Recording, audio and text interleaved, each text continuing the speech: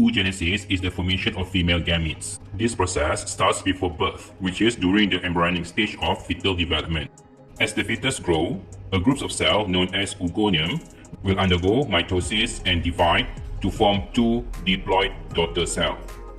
One of the daughter cells will remain as Oogonium, while the other daughter cell will become the primary oocyte. Next, primary oocytes will start to divide by Meiosis I, but the process will become arrested at Prophase I. This means that Meiosis I did not complete. At this stage, the cell is still remain as a primary oocyte. As the fetus continues to grow, more and more Oogonium will divide by mitosis and produce even more primary oocytes. At birth, there will be lots of primary oocytes which has entered Meiosis I but arrested at Prophase I can be found inside the ovaries of all female babies. Inside the ovaries, all the primary oocytes can be found in a structure known as primordial follicles. Starting from birth until puberty, the process of oogenesis will not continue because the ovary is inactive. This means that the primary oocytes will remain as a primary oocytes inside the primordial follicle.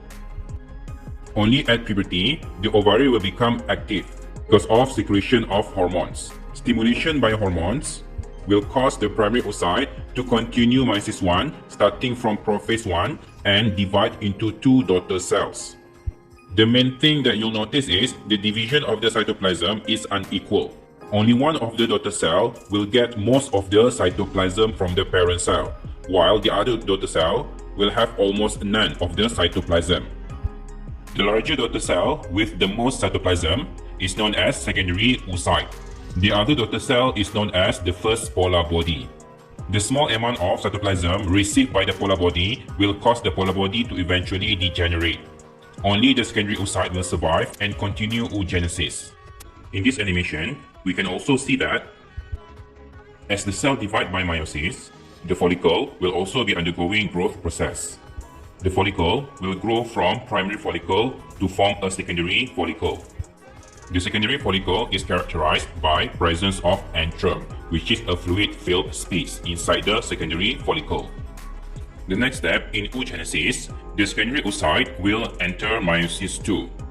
However, once again, the process will be arrested at metaphase II. This means that Meiosis II is not complete and the cell will remain as a secondary oocyte. At this point of the oogenesis, the secondary follicle has developed into a mature follicle. Inside the mature follicle, the secondary oocyte will be surrounded by zona pellucida and corona radiata. The mature follicle then ruptures and releases the secondary oocyte from ovary into the fallopian tube. This process is known as ovulation. In the fallopian tube, the secondary oocyte will slowly move towards the uterus due to the beating motion of cilia.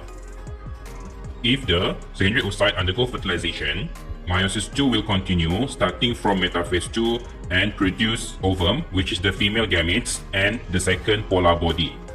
So, oogenesis will only complete if there is fertilization. Without fertilization, oogenesis will not complete, and the secondary oocyte will remain arrested at metaphase II, which will be discharged from the uterus during menstruation. That's it for oogenesis.